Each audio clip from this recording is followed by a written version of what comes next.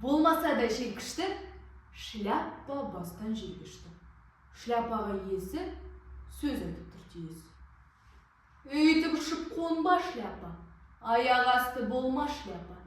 Леп десе ұшсаң, шөп десе түссе, шляпа емес, телпек болғаның, аяқ асты келтек болғаның. Шляпа да есіне жауап айтты тиесіне.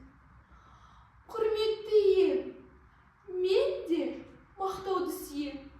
Сен көтеріліп, көкке алдымен мен тием. Бірақ сен ие болып, көтердің бе? Жоқ. Көтерсең қолмен көтересің, онда да зормен көтересің. Лауазым көрсе иілесің, лауазым күлсе сүйінесің, ол жатса басына жастайсың, ол кетсе лақтырып тастайсың. Енді бүгін ақырып жерге ұштың деп қақсайсың. Шыныңды айтшы ем, мен де шындықты сүйем.